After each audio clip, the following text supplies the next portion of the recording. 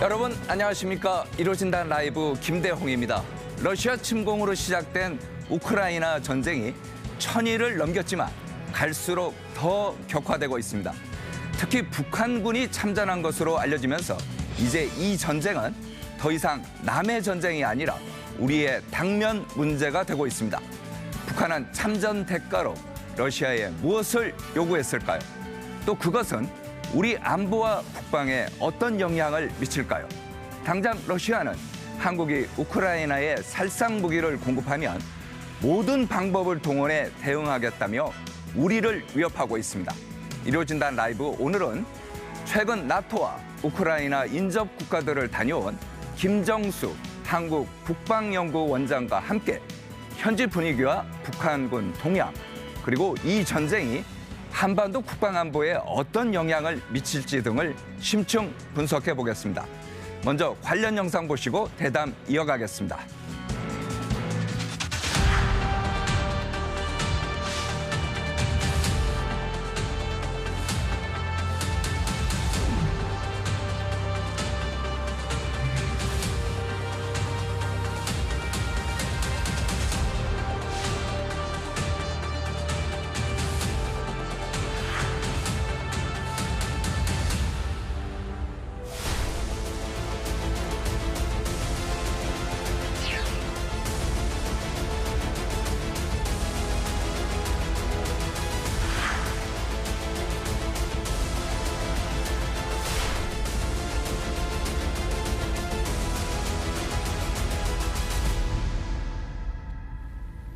네, 영상에서 보신 것처럼 트럼프 정부 출범 이후 진행될 협상에서 유리한 고지를 탈환하기 위해서 러시아와 우크라이나 간의 교전이 더 치열해지고 있습니다.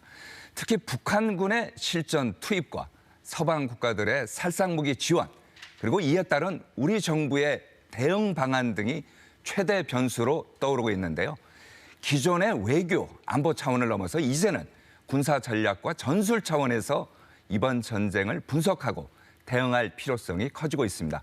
그래서 오늘은 이분을 모셨습니다. 우리나라 군사전략 전술연구의 싱크탱크죠. 한국국방연구원 김정수 원장입니다. 안녕하세요. 안녕하십니까. 어서 오십시오. 이제 본격적인 대담에 앞서서 한국국방연구원, 흔히 이제 카이다라고 하지 않습니까? 예.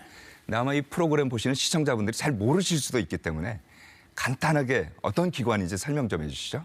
예, 우리 한국국방연구원은 군이나 군 관련 업무를 하는 방산 기업에는 잘 알려져 있지만 네. 일반 국민들에게는 다소 생소한 기관입니다. 그렇죠. 한마디로 이야기하면 국방 정책을 연구하는 싱크탱크이자 국책 연구기관입니다. 우리 한국국방연구원은 1979년에 설립된 이후 국방 분야 전반에 관한 정책 연구를 통해 합리적인 정책 수립 및 의사결정에 기여해 왔습니다. 네. 국책 연구기관답게 해외에 있는 주요 국가들 간의 교류 협력 및 공동 연구를 통해서 네. 국방 및 군사 외교 분야의 발전에 크게 기여하고 있습니다. 네. 그럼 뭐 국방부 산하기관인가요? 아니면은 국방부 산하기관입니다. 산하기관이요. 예. 알겠습니다. 저희가 오늘 이제 원장을 모신 여러 가지 이유가 있습니다만은 그 중에서도 가장 큰 이유가 최근 좀 전에 제가 설명했습니다만은 나토 본부하고 또 헝가리, 루마니아 등 우크라이나 전쟁 지역과 인접한 그런 나라들을 이제 다녀오셨지 않습니까? 네. 그래서 국방이나 안보 분야에 있는 뭐 장관들 만나셨을 거고 또 전문가들도 많이 만났을 텐데 저희들이 가장 궁금한 게 이거예요. 그분들이 바라보는 현재 전쟁 상황 어떻습니까? 예, 제가 2주 전에 나토 및 유럽연합 본부가 있는 벨기에와 동유럽 국가 중 헝가리, 루마니아를 방문해서 바로 지금 정부기관 예. 주요 바로 지금 보이는 저 사진 저거죠? 저 어디입니까? 저거? 예, 저 사진은 제가 루마니아를 방문했는데 저 외교부입니다. 외교부 차관하고 찍은 사진입니다. 네. 그래서 제가 주요 정책 결정자들하고 주요 싱크탱크의 전문가들을 만나서 네. 현재 이루어지고 있는 현안에 대해서 논의를 하고 왔습니다. 네. 제가 만나본 대부분의 사람들은 현재 장기화되고 있는 러시아 우크라이나 전쟁에 대해서 제일 관심이 컸습니다.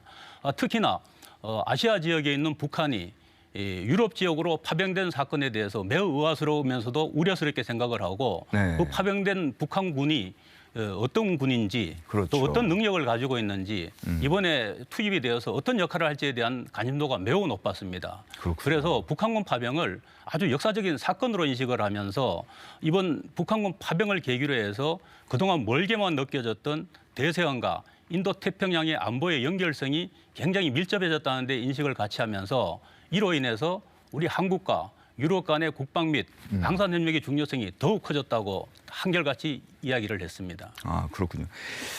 저희들이 또 하나 보는 게 내년 1월이면은 트럼프 당선인이 이제 취임을 하지 않습니까? 그렇게 되면은 아무래도 러시아 우크라이나 전쟁의 휴전이라든지 이제 평화 협상도 빨라질 것 같아요. 네.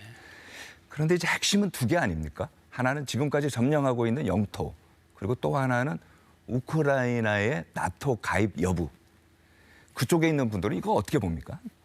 예, 사실 러시아가 우크라이나를 침범한 이유 중에 하나가 우크라이나의 나토 가입을 막겠다는 의도였는데 실제 전쟁이 발발하고 나서 나토 회원국들은 우크라이나에 대한 군사적 지원을 지속적으로 이어가고 있었지만 실제 우크라이나의 나토 가입에 대해서는 굉장히 조심스럽고 신중한 분위기를 보였습니다. 아, 조심스럽고 신중해요? 예. 그리고 올해 7월에 나토 정상회의에서도 참석한 회원국들이 네. 전부 나토 가입에 대해서는 우호적인 분위기를 보였습니다만 이것은 외형상의 모습일 뿐 실제 어떤 시기를 특정하지는 못했습니다.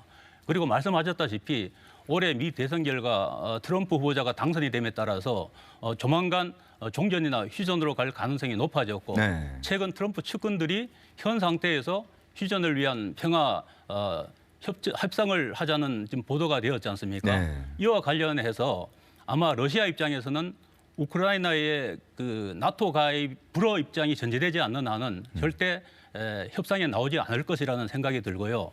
또 며칠 전에 젤렌스키 우크라이나 대통령께서는 현재 빼앗긴 땅을 주더라도 만약에 나토에 가입만 할 수 있다면 받아들일 용의가 있다라고 말을 했는데 이 두 상황을 비춰보면 현재 러시아와 우크라이나의 입장은 극연히 대변되기 때문에 앞으로 우크라이나의 나토 가입은 여전히 난항이 예상된다 이렇게 이야기할 수 있겠습니다. 지금 이제 굉장히 중요한 말씀을 했는데 우크라이나의 나토 가입 이게 이제 난항을 겪을 것 같다. 네. 지금 이제 주변국들 돌아보시고 싱크탱크들 만나고 국방장관들 만났는데 그런 얘기를 했다는 거 아니에요? 네네. 자, 그럼 루마니아 같은 경우는요. 루마니아 다녀오셨죠? 네네. 거기서 국방장관도 이제 만났지 않습니까? 차관을 만났습니다. 차관 만났습니까? 예, 예.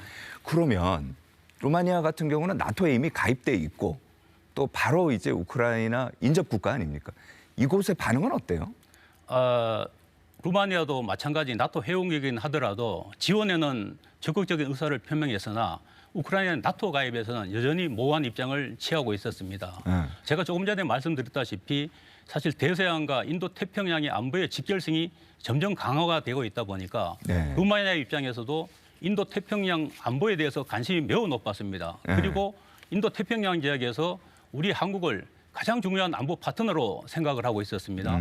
그래서 실제 올 4월에 루마니아 대통령이 한국을 방문해서 전략 동반자 협정까지 맺으면서 그 안보 협력 관계를 격상을 했고 네. 루마니아가 지난해부터 군 현대화 사업을 시작을 했는데 네. 그 현대화 사업의 핵심이 K방산이라고 생각을 하고 우리의 K9 자주포나 또 K10 탄약운방용 장갑차 등을 이미 수출 계약을 맺었고 네. 추가적으로 다른 무기에 대해서도 현재 협상이 진행 중인 걸로 알고 있습니다. 이렇게 방산 협력과 관련된 소요가 증가하다 보니 7월부터는 한국과 루마니아가 상호 간의 국방 무관을 상호 파견해서 교차 운영하는 모습도 지금 보이고 있고요. 네. 제가 방문했던 국방 차관이나 외교 차관은 현재 국방부 산하에 있는 주요 정책 기관들과 우리 카이다가 함께 그 MOU를 맺어서 네. 앞으로 공동 연구나 공동 세미나 같은 거를 같이 개최하자고 제안을 한 바도 있습니다. 알겠습니다. 어쨌든 간에 그 K방산 부분에 대해서는 저희가 잠시 후에 또 계속 얘기를 해보고요. 루마니아조차도 우크라이나가 나토에 가입하는 거에 대해서 신중한 입장이다. 네, 그렇습니다. 그게 이제 중요한 것 같고요. 자, 그럼 지금부터는 한번 본격적으로요. 지금 우크라이나 전쟁 상황이 어떻게 되고 있는지 이거 한번 좀 살펴보겠습니다. 요즘 내외신 이제 보도를 저희가 이제 종합해서 보면은 한마디로 러시아가 좀 유리한 것 같아요. 지금 전쟁 상황은요. 그래서 북한군이 파병되면서 우크라이나가 점령했던 러시아 지역 쿠르스크 요것도 이제 한 50% 절반 정도가 이제 러시아가 다시 되찾았다고 하는데 저희 KBS 기자가 먼저 그 상황을 좀 정리를 해봤습니다. 그 리포트 한번 보시겠습니다. 네. 우크라이나군이 러시아 쿠스크 지역 공격에 사용한 것으로 추정되는 미사일 에이테크임스의 잔해 사진입니다. 러시아 국방부가 공개한 것으로 일부 사진에는 러시아의 대공방어 시스템도 보입니다. 러시아 국방부는 우크라이나가 지난 23일과 25일 쿠르스크의 군사시설과 비행장을 각각 겨냥해 에이테크임스 미사일을 2차례 발사했다고 밝혔습니다. 러시아군은 2차례 공습 당시 미사일 10기를 격추했지만 나머지 3기는 우크라이나군이 겨냥한 목표물에 도달해 군사시설과 인적 피해가 발생했다고 설명했습니다. 앞서 우크라이나는 지난 19일 에이테크임스를 처음 사용해 러시아 브리안스크 군사시설을 타격한 바 있습니다. 이로써 우크라이나가 미국이 지원한 에이테크임스로 러시아 본토를 공격한 건 지금까지 모두 3차례가 됩니다. 러시아는 보복 조치를 준비 중이라고 경고했습니다. 미사일 공방이 격화되는 가운데 북대서양 조약기구 나토는 우크라이나에서의 무기 생산 확대를 검토하고 있습니다. 인공지능 드론 생산이 최우선으로 고려되고 있습니다. 또 독일은 우크라이나 방공망 지원을 위해 연말까지 아이리스-T 방공 시스템 2기를 추가로 제공하기로 했습니다. 이런 가운데 주요 7개국 G7 외교장관들은 북한의 러시아 지원이 우크라이나 분쟁의 위험한 확장을 의미한다는 내용의 공동 성명을 발표했습니다. 또 유럽과 인도 태평양 안보에 심각한 결과를 초래할 거라며 북러의 오랜 우방인 중국이 이에 맞서 행동할 것을 촉구했습니다. 자, 원장께서는 이제 군사 전문가신데 군사 전략, 전술 측면에서 이 우크라이나 전쟁 어떻게 분석하십니까? 뭐가 특이한 점이 있습니까? 예, 사실 러시아 우크라이나 전쟁은 한 달을 넘기지 못 갈 것이라는 당초에 예상을 되었고 지금 1000일을 넘어가고 있습니다. 그렇죠. 그동안에 러시아도 많은 피해를 입으면서 더 이상 이제 어려움이 있으니까 북한군을 파병을 명목으로 해서 용병으로 좀 끌어들였습니다. 네. 이러한 용병이 파병이 되자 미국과 영국에서는 러시아 본토를 타격할 수 있는 단거리 미사일 사용을 승인을 했습니다. 그렇죠. 그래서 미국이 지원한 에이테킴스는 사거리 300km의 그 전술 지대지 탄도 미사일입니다. 잠깐만요. 예. 저희가 그래픽으로 지금 말씀하시는 거 준비한 게 있어요. 예. 네. 바로 저거 지금 말씀하시는 것 같은데 지금 왼쪽에 보면은 스톰 섀도우 에이테크임스죠. 에이테크임스. 요 두 개는 이제 러시아가 지금 이제 사용하는 거고 오레시니크는 왼쪽에는 예, 스톰 섀도우하고 에이테크임스는 우크라이나가 사용하는 그렇습니다. 거고요. 그 오레시니크는 러시아가 이제 사용하는 네, 거고. 그렇습니다. 사거리가 차이가 나네요. 사거리가 차이가 납니다. 그래서 저 에이테킴스는 사실 사거리가 300km 정도로서 자탄을 950개를 가지고 있습니다. 그래서 저것이 목표 상공에서 터지게 되면 네. 축구장 4개를 동시에 초토화시킬 수 있는 위력을 가지고 있다고 알려져 있습니다. 축구장 4개를 동시에 그렇습니다. 터뜨린다고요? 예. 그리고 영국이 지원한 스톰 섀도우는 이 사거리 250km의 공대지 순항 미사일입니다. 저것은 미사일. 타격 정밀도가 매우 높은 것으로 알려져 있습니다. 그래서 미국이 지원한 에이테킴스나 영국이 지원한 스톰 섀도우로 가지고 공격을 하게 되면 광범위한 지역은 물론이고 지하 시설까지 타격이 가능하다고 알려져 있어서 네. 실제 러시아로 봐서는 상당한 부담이 안 될 수가 없고 네. 러시아의 공세를 일정 시기만큼 약화시킬 수 있는 그런 어떤 위력을 가지고 있다 이렇게 보시면 됩니다. 그리고 러시아가 지금 맞대응을 하면서 쏘는 오레시니크는 예. 사거리 약 6,000km의 그 중거리 탄도 미사일입니다. 5,800이라고 예. 그래서 저것은 다탄도 기술을 적용해서 네. 동시에 여러 표적을 타격할 수 있기 때문에 실제 미국의 MD 체계를 무력화시킬 수 있는 위력을 가지고 있다고 평가가 돼 있고 저기에는 핵탄도나 재래식탄도를 동시에 실어서 보낼 수가 있습니다. 잠깐만요. 다탄두에 핵무기를 실을 수 있다면 다탄두라는 거는 핵무기를 여러 개 보낼 수 있다는 거 아닙니까? 그렇죠. 저기에 핵탄두를 실어가지고 실제 쏠 수가 있다는 의미를 말하는 것인데요. 네. 실제 러우 전쟁 상황에서 핵탄두를 실기는 사실 제한된다고 보면 저기에 이제 재래식 탄두를 실어서 만약에 발사를 하게 되면 실제 미국의 에이테킴스나 영국의 스톰 섀도우만큼 네. 큰 위력을 발휘하기에는 사실 좀 제한적일 것이다라는 것이 전문가들의 분석입니다. 지금 원장 얘기를 듣다 보니 궁금한 게 아마 이 프로그램 보시는 시청자분들도 이제 궁금할 텐데 첫 번째 이거예요. 바이든 대통령이 지금까지는 우크라이나가 저거 승인해달라 해도 안 했어요. 그 여태 안 하다가 미국 대선이 끝나자마자 뭐 기다렸다는 듯이 에이테크스 사용을 우크라이나에 보고 승인을 해줬다는 거예요. 왜 해줬을까요? 예, 이거는 승인한 시점을 보게 되면 뭐 답이 명확합니다.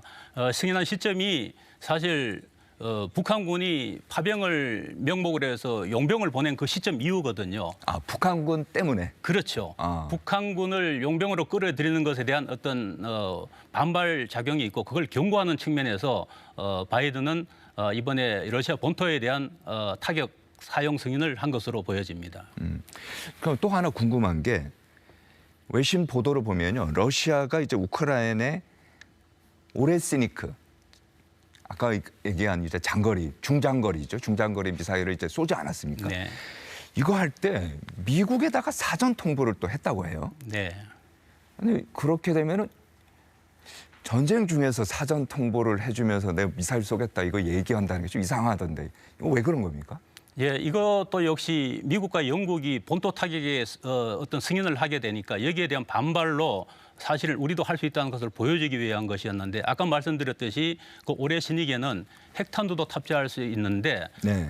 너희들이 만약에 더 이상 도발을 하게 되면 우리도 언제든지 이러한 대응을 할 수 있다는 것을 보여주기 위한 위협 수단으로 보여집니다. 그러면 핵 공격의 대상이 우크라이나뿐만 아니라 나토 회원국들도 얼마든지 러시아가 공격할 수 있다는 것을 경고했다 이 말씀인가요? 아, 그 의미가 포함되어 있다고 보여집니다.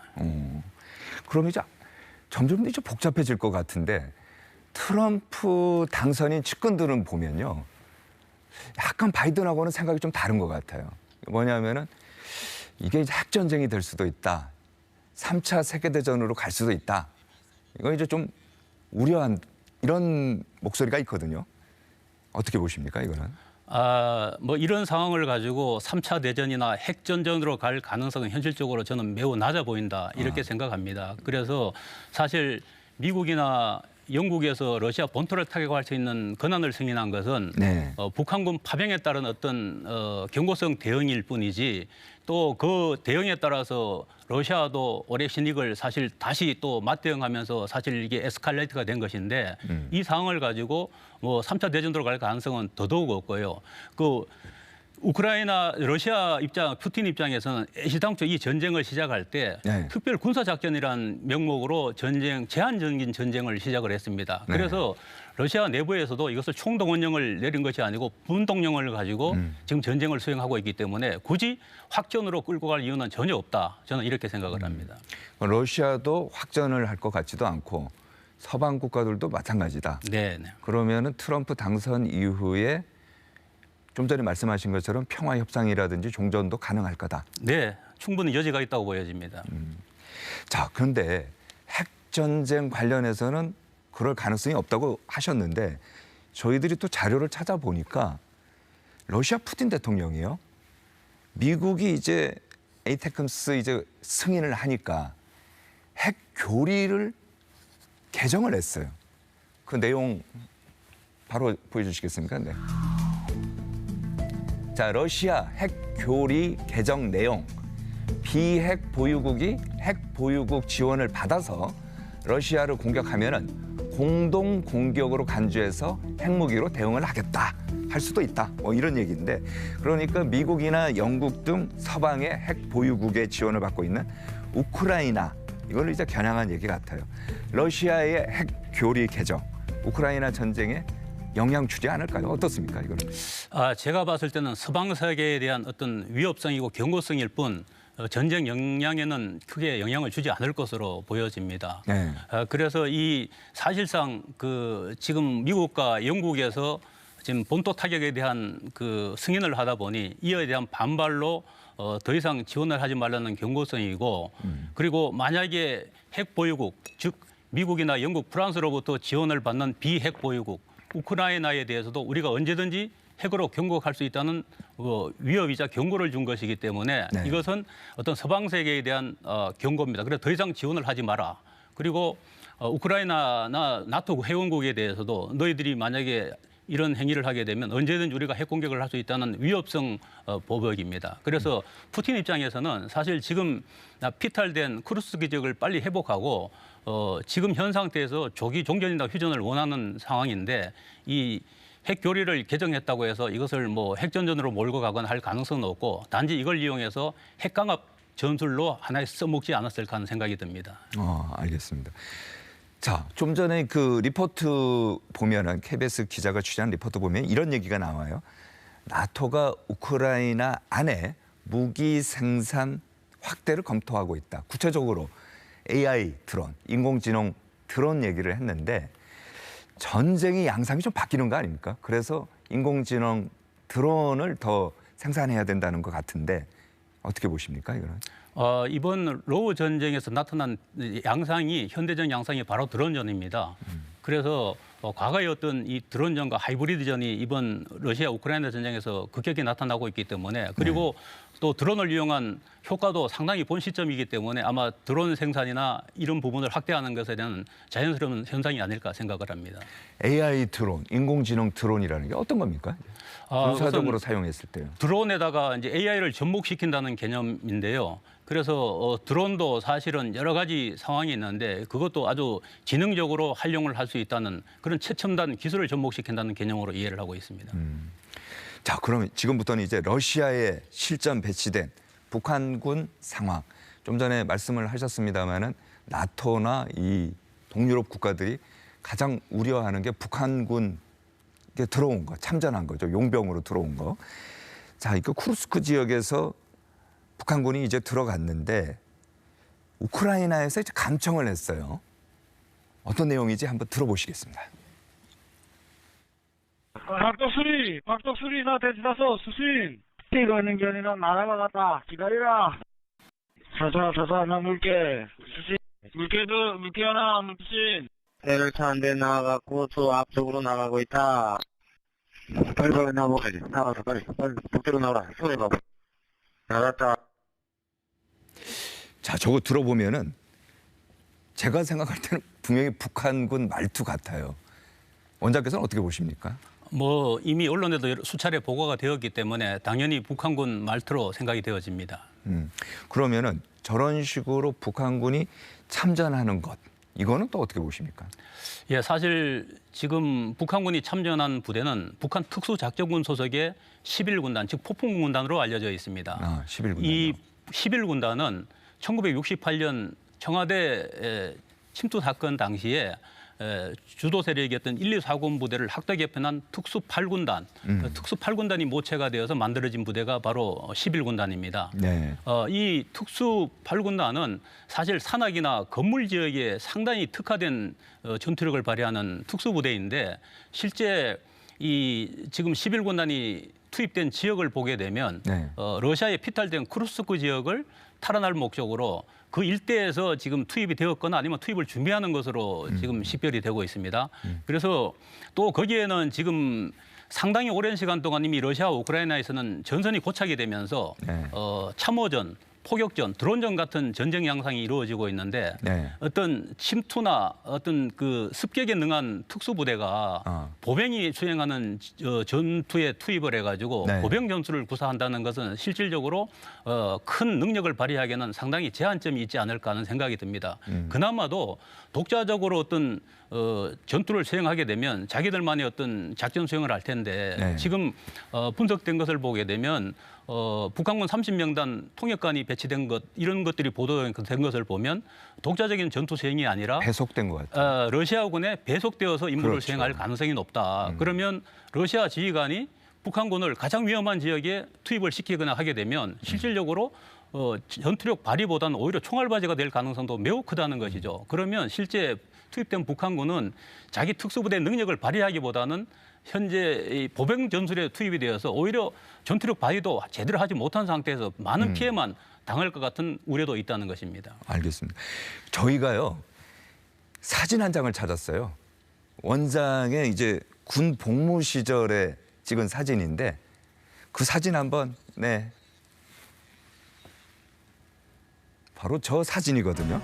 좀 전에 이제 북한의 폭풍 군단, 특수 우리나라로 따지면 특전사 같은 얘기를 하신 것 같은데 저기 보면은 장군이 이제 오른쪽이죠. 별 3개 네네.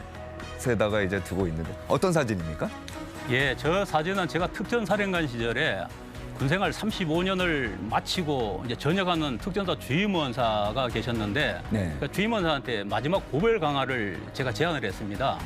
그러면 제가 동반 강화를 하겠다라고 했는데 아니 별 3개 사령관이 동방 강화를 예. 그거 흔하지 않은 것 같은데요. 저는 뭐 군에서 지휘관을 할 때는 부하들하고 항상 이렇게 소통하고 교류하는 것을 많이 즐겼고 그래서 제가 하지 않는 것을 부하들에게 시키지 않는다 이런 개념을 했기 때문에 저는 매 정기 가가나 고공점프 심지어 스쿠버까지 동참을 해서 함께 했었습니다. 그래서 저 사진도 사실 35년간 특전사에서 엄청난 수고를 하고 전역하시는 우리 주임원사님의 전역을 축하드리면서 그동안의 노고에 감사의 의미를 담아서 함께 동방강화에 참석했던 것입니다. 저 그러면요. 연관해서 특전사 사령관 출신이기 때문에 북한의 포풍군단하고요.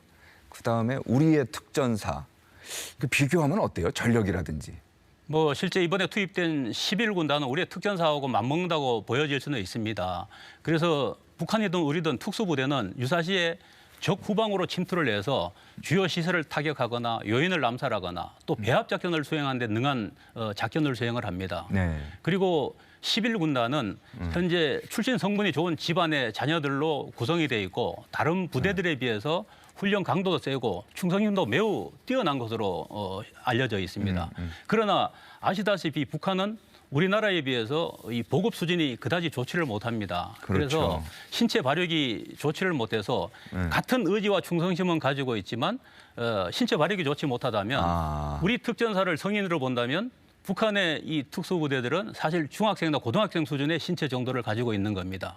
그래서 동일한 의지와 충성심을 가지고 있는데 이 신체 구조가 차이가 난다면 이거는 전투력에서도 그만큼 차이가 난다고 보여질 수 있고요. 네. 또 개인 전투 능력만큼이나 중요한 것은 네. 이 전투원이 휴대하는 이 전투 장비들입니다. 예를 그렇죠. 들면 감시 장비나 통신 장비나 또 하기들이 맞습니다. 중요한데 우리 특전사가 미군 특전사하고 비교했을 때 개인 전투 능력 면에서는 절대 떨어지지 않는데 단지 떨어지는 게 이 장비 면에서 떨어지기 때문에 우리 특전사 요원들이 늘 그 부족함을 느꼈다고 하는데 네. 우리 남북한을 비교해 보면 북한은 우리보다도 훨씬 열악한 전투 장비를 가지고 있을 수밖에 없는 상황이기 때문에 이렇게 본다면 결국 만약에 의지와 충성심이 동일하다고 보더라도 네. 신체적인 구조면이나 휴대 장비 면에서는 우리 특전사가 적보다는 훨씬 월등하다 이렇게 저는 생각을 합니다.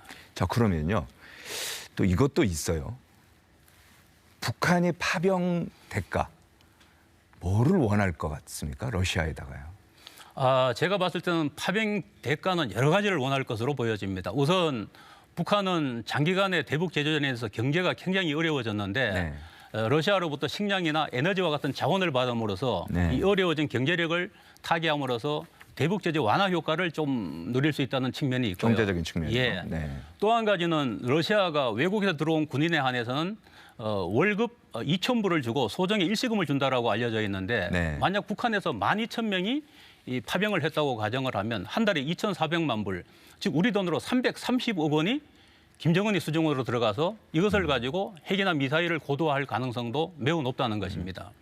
또 최근에 언론에 나왔습니다만 방공 시스템 같은 첨단 전력을 만약에 받아들이게 되면 북한의 노후화된 어떤 재래식 무기 체계를 현대화시킬 수 있는 그런 장점도 있고 네. 만약 여기 대해서 북한에서 가장 원하는 절실히 원하는 핵 관련 핵심 기술들을 만약에 받는다면 네. 지금의 부족한 핵 기술들을 고도화시킬 수 있는 그런 측면도 있다 보고 저는 여기서 더해서 이제 가장 이제 결정적으로 이제 의도를 하는 것은 네. 지금까지는 북한이 중국에 관해서 대외 정책을 한 곳으로 편향되게 집중을 했었는데 그렇죠. 지금은 이제 러시아라는 새로운 후원자를 하나 얻었습니다.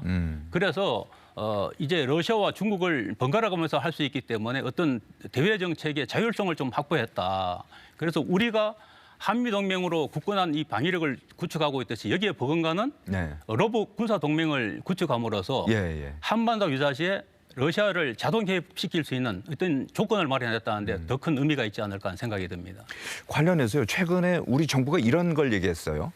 북한의 파병 대가로 러시아로부터 방공망, 좀 전에 말씀도 하셨습니다만 장비, 방공망 장비를 지원할까. 왜 그러냐면은 아시겠지만 평양 상공에 무인기 떠갖고 이제 막 삐라 뿌렸더니 평양에서 뭐 발칵 뒤집히지 않았습니까? 뭐 이거 욕하는데 이 북한의 방공망이 이제 강화가 되면은 한국형 삼축 체계라고 하나요? 이거 영향받는 거 아닌가요? 어떻습니까? 이렇게 되면. 얼마 전에 안보실장께서 나오셔서 러시아로부터 북한이 방공 시스템을 받았을 거라고 이제 말씀을 하신 적이 있습니다. 그럼에도 불구하고 실제 러시아로부터 어떤 무기를 받았는지, 얼마의 양을 받았는지, 어디서 운영할지는 사실 불투명합니다. 네. 그러나 만약에 러시아가 북한에 그 방공 무기를 줬다면 아마 최신형급인 S-400 정도를 줬을 수도 있다고 보여집니다. 이 S-400 시스템은 스텔스기를 탐지가 가능하다고 알려져 있는데요. 그렇다면 우리 한미가 운영하는 각종 탄도나 순항 미사일에도 일정 부분 영향을 받을 수가 있고 네. 우리 한미 항공 전력인 뭐 F-35 전투기라든지 B-2 폭격기 같은 경우에도 많은 영향을 받을 수가 있습니다. 그리고 말씀하셨던 삼축 체계 중에서 우리 선제 타격인 킬체인 전력하고 응징보복 전력인 KMPR 전력에도 네. 일정 부분 영향을 받을 수가 있다. 그런데 이제 이것이 지금 러우 전쟁에서 나타난 현상을 보게 되면 러시아에 설치된 S-300이나 400 시스템을 우크라이나는 순항 미사일이나 드론을 이용해서 파괴를 하면서 지금 전쟁을 계속 이어오고 있지 않습니까? 이런 걸 봤을 때 우리도 만약에 북한의 S-400급 방공망이 만약 평양에 설치되어 있다면 개전 초기에 우리의 순항 미사일이나 드론 등을 이용해서 조기에 파괴를 시킨다면 뭐 그나마 어느 정도 극복이 되지 않을까 생각을 합니다. 지금 드론 얘기하셨는데 저희들이 또 걱정하는 게 이런 거예요. 북한군이 지금 우크라이나 전쟁에 들어갔지 않습니까? 거기서 최첨단 드론 기술을 배워갖고 돌아오면 우리 안보에 위협이 되지 않을까요?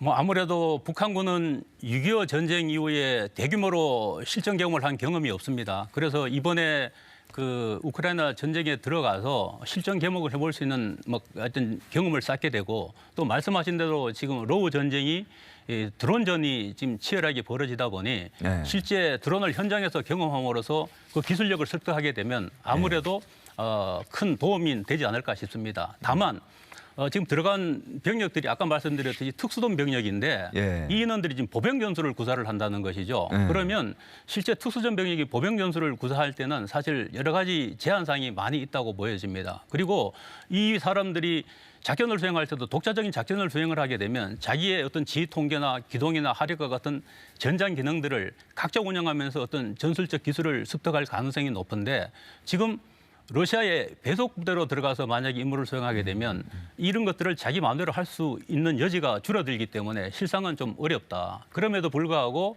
고가의 어떤 미사일이나 저가의 드론과 같은 것들을 믹싱한 하이브리드 전쟁을 경험한다는 차원에서는 우리한테 상당히 우려선이라고 할 수 있겠습니다.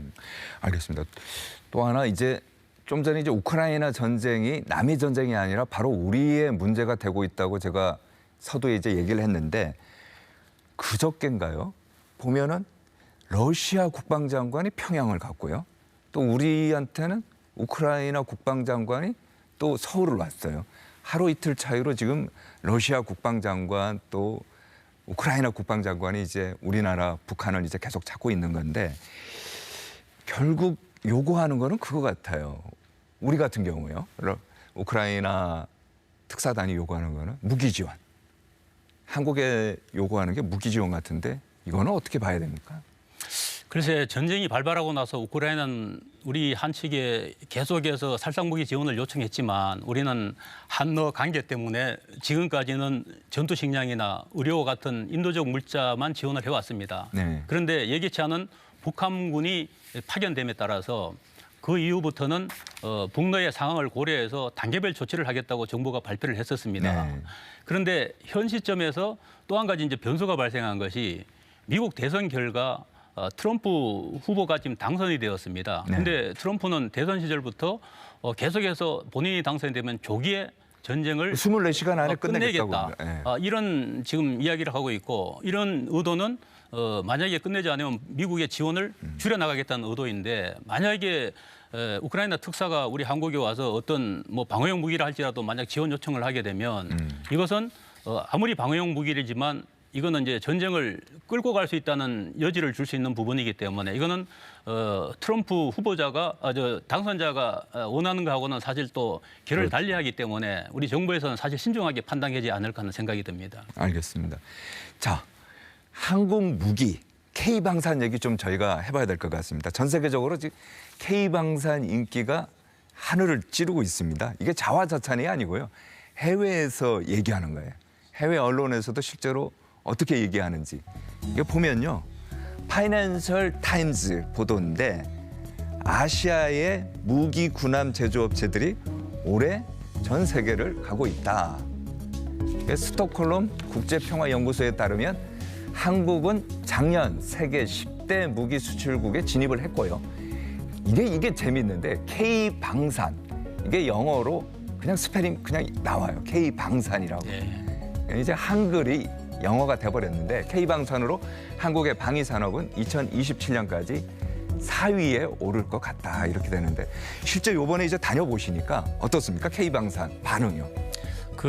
사실 러우 전쟁 여파로 이제 러시아 우크라이나 전쟁이 발발하니까 나토 회원국들은 우크라이나에 대한 이제 무기 지원을 해야 하고 또 자국에 대해서도 방위력 확충을 해야 하는 상황이다 보니까 무기 소요가 증가했습니다. 그렇죠. 그 시점에 2022년에 폴란드가 우리나라와 대규모 그 방산물질 수출 계약을 맺었습니다. 그러다 보니까 갑자기 유럽 국가들한테 한국 방산에 대한 이제 관심도가 높아지게 되었고 그로 인해서 지금 이제 수출이 증가하는 상황으로 이어졌는데 냉전이 끝나고 나서 세계 모든 나라들은 방산 규모를 줄여갔지만 우리 대한민국은 남북 분단의 특수성으로 인해서 오히려 방산 기술을 더 축적을 하고 또 양산 시설을 키움으로써 지금 우리의 굉장히 우수한 성능의 방산 무기를 생산을 하고 이것은 신뢰성과 안정성 면에서 매우 뛰어나서 선진 방산국의 무기와 비교해도 절대 성능이 뒤처지지 않으면서 오히려 가격 경쟁력은 뛰어나다 보니 유럽 국가들에게 좀 굉장히 구미를 느끼게 하는 것 같고요. 또 한 가지는 수출 계약을 했을 때 우리 K방산은 납품 기일이 매우 짧습니다. 그리고 납품을 하고 나서도 후속 군수 지원, 즉 MRO 능력이 매우 뛰어나기 때문에 이 모든 것들의 장점을 이용하다 보니 지금 K방산이 지금 인기가 매우 올라가는 것이 아닌가 이런 생각이 듭니다. 이게 K방산이 전에 보면은 중동 그리고 다녀오신 동유럽, 근데 최근에 보면은 중남미 지역에서도 K방산 인기가 있다고 얘기를 하더라고요. 실제로 그렇습니까? 네. 지금 사실 21년 이전까지는 우리가 동남아시아 위주로 수출을 진행했던 것이 22년 러시아 우크라이나 전쟁이 터지면서 이 모든 수출의 한 88%가 유럽 지역으로 전환이 되다가 23년 들어서 잠깐만요. 지금 저기 보면은 윤석열 대통령하고 저게 에이펙 참석했다가 방산협약을 맺은 그 페루 대통령이 옆에 앉아 있는 거예요. 방산협약 맺은 저 장면인데 실제로 중남미 지역에서도 저렇다 이거죠. 그렇습니다. 지금 중남미뿐만 아니라 중동 지역, 사우디나 이라크, 이집트와 같은 중동 지역까지 지금 우리 수출 영향이 확대가 되고 있습니다.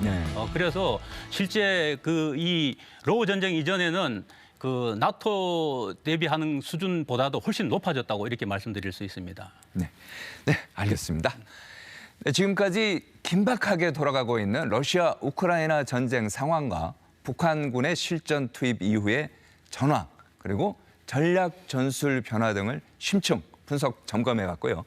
이어지는 순서에서는 미국 대선 이후 점점 더 도발 수위를 높이고 있는 북한의 동향 그리고 이를 둘러싼 한반도 상황 등을 집중 진단해보겠습니다. 먼저 저희가 준비한 영상 보시고 대담 이어가겠습니다.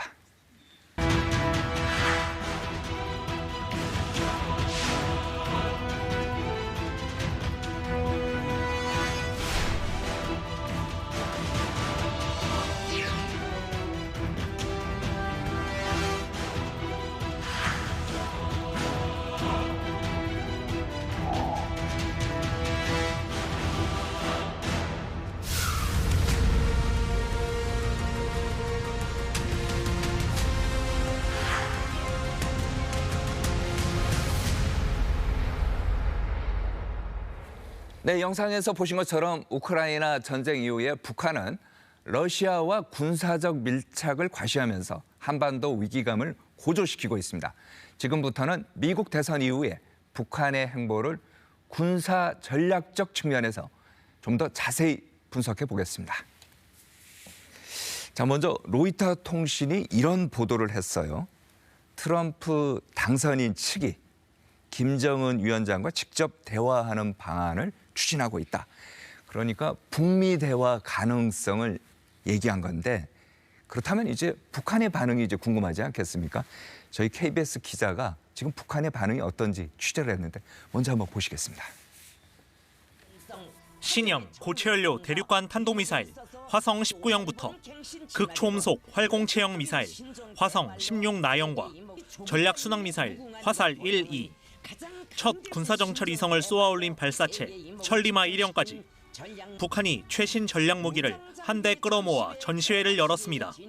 지난해 처음 공개한 무인 공격기 샛별 9형을 비롯해 자폭 드론 등 무인기 여러 종류가 공개됐고 240mm 갱신형 방사포와 북한판 이스칸데르인 KN-23, 대전차 무기 불새 등도 등장했는데 모두 러시아 제공 가능성이 높은 무기들입니다. 개막식 연설에 나선 김정은 위원장은 이전 시기 미국과의 협상에서 갈 때까지 가봤지만 결국 확인한 건 적대적 대북 정책이었다고 말했습니다. 확신한 것은 초대국의 공존 의지가 아니라 철저한 힘의 입장과 언제 가도 변할 수 없는 침략적이며 적대적인 대조선 정책이었습니다.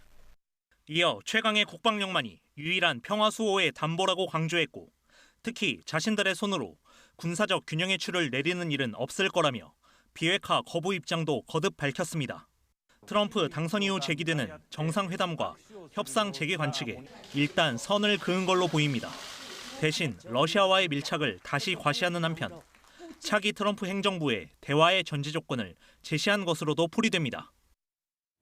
저희 취재 기자의 내용을 종합해 보면은 일단 북한은 좀 부정적인 것 같아요. 북미 대화에 대해서요. 어떻게 보십니까? 원장께서는 두 사람 다시 만날 것 같습니까? 어떻습니까? 글쎄요, 우리가 19년을 생각해 보면 하노이 회담이 결렬된 이유가 바로 핵에 대한 입장 차이 때문에 사실 결렬이 되었고 그 후에 소강 상태가 왔는데 이번에 미국 대선 결과 평소 김정은과 친밀 관계가 매우 높다고 언급한 트럼프 후보가 당선이 됨에 따라서 만날 수 있는 여지는 충분히 있다 이렇게 보여지고요. 트럼프 당선자 입장에서도 지금 본인은 이제 남은 임기가 4년밖에 없는 상황이다 보니까 4년 내에 어떤 북한과의 대화라든지 또 핵에 대한 어떤 안정적 조치가 이루어진다면 본인의 업적으로 이어질 수 있는 부분이 있기 때문에 마냥 이것을 거부하기도 어렵고 필요한 어느 수순이 되면 둘 간에는 충분히 만남이 이루어질 수 있는 가능성이 있다 이렇게 보여집니다. 둘 간의 만남의 가능성은 있다. 그리고 실제로 보면은 김정은 위원장이 트럼프 당선 이후에 협상, 공존 의지 이런 이제 표현을 썼지만 좀 전에 보신 것처럼 신형 무기 이제 총 동원해 갖고 뭐라고 할까요? 무력을 과시한다고 할까요? 이런 것도 있지 않습니까? 그것은 좀 전에 이제 보신 것 중에서 저희가 이제 몇 가지를 찾아봤는데 화성 19형 신형 대륙 탄도미사일이죠. ICBM이고요. 600mm 초대형 방사포가 있고 그리고 화성 19 나형이네요. 중장거리 극초음속 미사일. 이런 거를 이제 아주 그냥 보란 듯이 막 공개한 거 아닙니까? 이거 북한 왜 이러는 겁니까? 이거? 북한은 통상 중요한 협상을 앞두고 위기를 고조시키는 전략을 지금까지 구사해 왔습니다. 올해 상황하고 비슷한 17년을 한번 되짚어 보면요. 17년 8월 달에 ICBM 핵심 기술, 즉 대기권 재진입 기술을 연구한 화학재료 연구소라는 곳이 있는데 그것을 북한이 전격 공개를 했습니다. 그리고 나서 한 달 뒤 9월 달에는 6차 핵실험을 강행하면서 그것이 수소폭탄이다. 이렇게 천명을 했고 두 달 뒤인 11월 달에는 최초의 ICBM이죠. 화성 15형을 발사를 하면서 우리는 이제 핵무력을 완성했다. 이렇게 선언을 했습니다.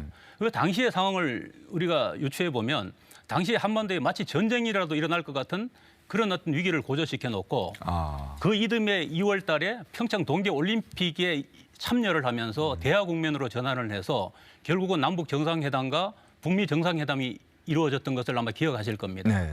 그러면 다시 올해로 넘어와서 그 상황을 보게 되면 미 대선 50일을 앞두고 지난 9월 13일이죠. 네. 이 우라늄 농축하는 시설 그 원심 분리기를 전격 공개를 했습니다. 그렇죠. 그리고 나서 10월 31일 날 대선 한 달 전에 화성 19형 대륙간 탄도탄 미사일을 지금 공개를 하면서 이게 ICBM의 최종 완결판이다. 이렇게 지금 이야기를 했는데 만약 여기서 핵무기까지 발사를 한다면 이거는 고스란히 17년대 데자뷰가 될 가능성이 높다는 것입니다. 그렇다면 왜 올해 들어서 미 대선을 앞두고 북한에서는 이런 도발을 계속 이어가고 있는가? 네. 이것은 아마 17년과 유사하게 미 대선에서 트럼프가 당선될 것을 이미 북한은 예상을 했던 것으로 생각이 됩니다. 그래서 트럼프가 당선이 되면 평소 친밀감이 있던 김정은과 어떤 형태든 간에 다시 대화나 어떤 협상을 할 가능성이 높다. 그럴 경우에 자기의 어떤 협상의 레버리지를 높이기 위해서 몸값을 올리기 위해서 지금 일련의 도발을 계속해 가는 것이 아닌가 하는 생각이 듭니다. 좀 전에 이제 말씀하신 화성 19형 이게 이제 대륙간 탄도미사일 ICBM의 완결판이다. 이제 네. 북한은 그렇게 주장을 하는 거죠. 그런데 일각에서는 이런 얘기를 해요. 그 기술이 있지 않습니까? 네, 네. ICBM 기술이 러시아가 전수한 거 아니냐 이런 얘기도 하는데 원장께서는 어떻게 보십니까? 이번에 쏜 19형이 동체 길이가 길고 직경이 커지다 보니까 외형상 커져서 이게 신형 미사일로 이제 이야기하시는 분들도 있는데 저는 러시아로부터 핵심적인 기술을 이전받았다고는 생각지 않습니다. 왜냐하면은 ICBM 이 미사일은 1단 추진체가 중요한데 1단 추진체는 높은 열과 압력, 진동을 견뎌야 합니다. 그렇게 하려면 굉장히 고도의 기술이 투입이 돼야 하는데 이렇게 단기간 내 기술을 받아가지고 1단 추진체를 만들었다고 보기에는 시간이 너무 짧기 때문에 이번에 쏜 19형은 기존에 개발했던 18형의 1단 추진체를 그대로 사용해서 쐈을 가능성이 높다. 다만 러북 이제 군사 협력이 이루어진 시점 이후에 러시아로부터 어떤 이 ICBM 기술에 대한 어떤 기술적 조언이나 네. 어떤 일부 부품에 대해서는 제공을 받아가지고 간접적으로는 이 19형에 좀 활용했을 수 있지만 근원적인 핵심 기술은 아직까지 받지 못했다고 저는 생각을 합니다. 600mm 초대형 방사포 이게 우리한테는 굉장히 위협적이다 이런 얘기를 많이 하는데 왜 그런 거죠? 북한에서는 방사포를 240mm에서 300mm로 이제 키우더니만 급기야는 600mm로 키워서 초대형 방사포라고 이름을 지었습니다. 북한의 방사포에는 총 3종이 있는데요. 네. 북한판 이스칸데르라고 하는 KN-23이 있고 북한판 에이테킴스라고 하는 KN-24가 있습니다. 그런데 이번에 쏜 600mm 초대형 방사포는 KN-25입니다. 그래서 기존에 있던 그 방사포들은 재래식 탄두를 사용을 하지만 이 KN-25는 핵탄두를 탑재가 가능하다고 지금 알려져 있습니다. 네. 이렇게 되면 지금 이 무기를 공개한 이유는 핵탄두가 탑재 가능하고 이게 사거리가 400km나 되다 보니까 우리 남한 전역이 사정권 안에 들어오는 것입니다. 남한 전역이요? 예. 그러니까 우리가 언제든지 여기 핵탄두를 실어서 남한 전역으로 날려보낼 수 있다는 것을 우리한테 경고성으로 알려주는 것이고 또 이 지금 600mm 초대형 방사포는 차량 한 대에서 동시에 6발까지 사격이 가능한 것으로 알려져 있습니다. 네. 그래서 이 차량을 여러 대를 가지고 만약 사격을 하게 되면 우리의 지금 한국형 방공 시스템이 대응을 제대로 못할 것이다라는 아마 그 뉘앙스를 풍기게 주기 위해서 이렇게 공개를 하지 않았나 생각이 되어집니다. 그리고 우리한테 이제 굉장히 불안감을 조성하기 그렇습니다. 위한 거다. 예, 예. 이렇게 봐도 되겠네요. 네, 그렇습니다. 그렇다면 우리도 뭔가 대응을 해야 될 거 아니에요? 대응하는 방법은 없습니까? 우리는 만약에 북한에서 이런 미사일이 날라오게 되면 한국형 미사일 방어체 KAMD를 가동을 시키면 됩니다. 지금 상층에서는 사드가 있고요. 중간에서는 팩3나 천궁2와 같은 것들로 현재 다층 방어가 가능은 합니다. 그러나 좀 전에 말씀드렸듯이 이 초대형 방사포는 한 번에 6발씩 쏠 수가 있고 만약에 여러 대의 차량을 동시에 쏘게 되면 우리가 아무리 한국형 방어 체계가 되어 있더라도 동시에 대응하기는 그 능력을 초과할 수가 있습니다. 그래서 이 부분에 대해서 빠른 시간 내에 이 방공 시스템을 보강할 필요가 있는데 그제죠. 다행스러운 것은 우리 한국 기술력으로 한국형 사드 LSM을 이제 독자 개발해서 내년부터 양산으로 들어간다는 반가운 소식이 있는데 여기에서 만족해서는 안 되고 LSM2라든지 천궁3 또 우리 한국형 아이언돔에 해당되는 장사전법 요격 체계와 같은 것들을 조기에 전력을 시켜놔야만이 북한에서 다량의 이런 미사일을 쏘더라도 우리가 효과적으로 대응할 수 있다. 그럼에도 불구하고 전량을 만약에 요격을 못 시키면 우리 지역 어딘가는 떨어져서 피해를 유발할 텐데 네. 그럼 피해가 발생하는 것에 대비해서도 피해를 최소화할 수 있는 대책도 추가적으로 강구할 필요가 있다 생각합니다. 최근 보면은 러시아 우크라이나 전쟁이라든지 중동 분쟁 보면은 이제 첨단 과학 기술이 방위 산업하고 연결이 되고 그게 굉장히 중요한 것 같아요. 우리도 이제 이러한 첨단 기술을 이용한 방위 산업 준비를 해야 될 것 같은데 잘 되고 있습니까? 어떻습니까? 지금 뭐 국방부에서 이미 그것은 시동을 걸었고요. 우리도 AI와 드론 뭐 이런 것들을 전부 접목시켜서 첨단 과학 시스템으로 지금 바꾸는 작업은 이미 시작을 했다고 했습니다. 그 관련해서 최근에 보면은 첨단 무인전 시대가 이제 도래했다.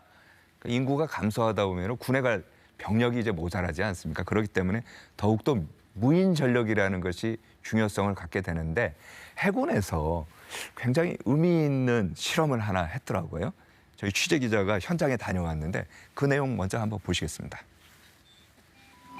날개폭 16m, 동체 길이 9m에 이르는 최신형 고정익 무인기가 경납고에서 함정 갑판으로 옮겨집니다.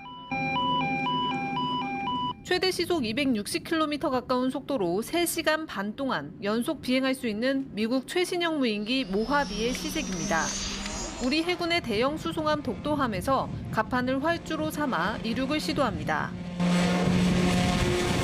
성공적으로 이륙한 모하비는 동해 상공을 날며 안정적으로 해군 항공사령부와 통신을 유지했습니다. 독도함을 근접 통과하며 모의 착륙 기동도 선보입니다. 지금 무인기가 도남 자연에서 근접 통과하며 착륙 절차를 모사하고 있습니다. 독도함에서 60km 떨어진 포항 해군 항공사령부 활주로에 착륙하며 국내 첫 함정에서 이륙한 고정익 무인기의 전투 실험이 성공적으로 마무리됐습니다. 고정익 무인기는 헬리콥터처럼 날개가 회전하는 회전익 무인기보다 속도가 빠르고 활동 범위가 넓지만 이착륙 시 긴 활주로가 필요합니다. 이번 실험에 사용된 무인기 모하비는 이륙하는 데 100m보다 짧은 거리가 필요해 해군 함정의 갑판에서 이륙이 가능하도록 특별히 설계됐습니다. 현재 CJ1호기만 생산된 모하비는 빠르면 3년 후 개발이 완료될 것으로 예상됩니다. 함정에서 무인기 이륙 운용이 확대되면 해상 초계기와 협동 작전하며 바다 위 표적을 식별하고 공격하는 해상 작전 능력을 키울 수 있을 것으로 기대됩니다. 자, 원장께서 보시기에 이번 실험 성공의 의미 어디에 있다고 보십니까? 예, 우리가 국방혁신 4.0을 지금 추진을 하면서 이런 준비를 이미 국방부에서는 시작을 했고요. 또 드론 사령부가 만들어져서 각 군이 지금 드론과 관련된 것, 그다음에 AI와 관련된 것들을 지금 하기 시작했는데 네. 해군에서 이런 무인기가 성공했다는 것은 앞으로 우리 전력이 매우 빠르게 성장할 수 있다는 것을 알려주는 반증이라고 생각을 합니다. 해군 관련돼서 최근에 또 그거 있지 않았습니까? 트럼프 당선인이 이제 당선된 다음에 윤석열 대통령과 전화 통화를 하면서 한국의 조선이라든지 군함, 이 건설 기술에 대해서 우리가 잘 알고 있다. 그래서 앞으로 한국과 MRO라고 하죠. 이제 정비하고 유지하고 보수하는 이게 MRO 협력을 좀 해보자. 이렇게 했는데 이건 또 어떤 의미가 있을까요? 우리나라에 K 브랜드가 참 많은데요. 그중에 하나가 K조선입니다. 네. 우리 K조선은 사실 세계적이고 지금 뭐 중국하고 수위를 다투고 있습니다만 친환경 고부가 가치 선박은 세계에서 압도적으로 1위를 하고 있는 것이 우리 K조선입니다. 네. 아마 그것을 우리 트럼프 당선자가 알아보고 아마 MRO 협조를 요청하지 않나 생각을 합니다. 이 MRO 사업은 점점 그 규모가 커지고 있는데 네. 미국에서 1년에 방산 예산 중에서 MRO 사업이 20조 원을 육박하고 있습니다. 그러다 보니까 우리 K조선에서 사실 이 MRO 사업은 사실 새로운 신생 성장 동력이자 블루오션입니다. 그래서 우리 국내에 있는 많은 방산 기업들이 이 MRO 사업에 지금 뛰어들고 있습니다. 실제 MRO 사업을 하게 되면 사업을 해줌으로써 얻는 단순한 경제적 이익을 넘어서 네. 그 MRO 사업이라는 것이 단순하게 뭐 정비를 하다 보면 분해 조립을 해야 하는 이런 과정들을 거쳐야 되는데 기술도 습득하게 그 과정 속에서 기술력을 습득할 수 있는 장점이 있고 네. 또 만약에 미국에서 군함을 우리에게 MIO를 요청했을 경우에는 그 군함의 전개한 자체만 하더라도 어떤 억제력을 줄 수 있다. 이런 측면에서는 MRO 사업이 굉장히 유용하다라는 생각이 들고요. 그다음에 또 한 가지는 트럼프 당선자가 지금 여러 가지 그 동맹국에게 이제 비용을 증가시키는 이제 거래집 리더십을 주둔비 하고 비용을 있는데 엄청 올리겠다 이러지 않습니까? 그 거래집 리더십하고 이게 이제 상쇄가 될 수 있는 부분이 있습니다. 그래서 만약에 취임 이후에 우리의 뭐 방위 분담금을 더 올리거나 하게 되면 이 MRO 사업을 통해서 그것을 좀 완화시키는 어떤 이 단계가 가능하다고 저는 보여집니다. 협상 카드로도 쓸 수 있다. 그렇습니다. 예. 알겠습니다. 자, 벌써 이제 1시간이 다 돼가고 있는데 마지막 질문입니다. 이제 한국국방연구원 원장으로 재임하는 동안에 꼭 이것만은 내가 하고 싶다 하는 게 있다면 좀 설명해 주시고 미처 못한 말씀이 있다면 그것도 간략하게 좀 얘기해 주십시오. 예, 앞서 이야기했듯이 우리 한국국방연구원은 국방정책을 연구하는 싱크탱크로 지난 45년 동안 국방지식의 산실 역할을 충실해 왔습니다. 그러나 지금 최근에 국내적으로 여러 가지 안보 상황이 급변하고 있습니다.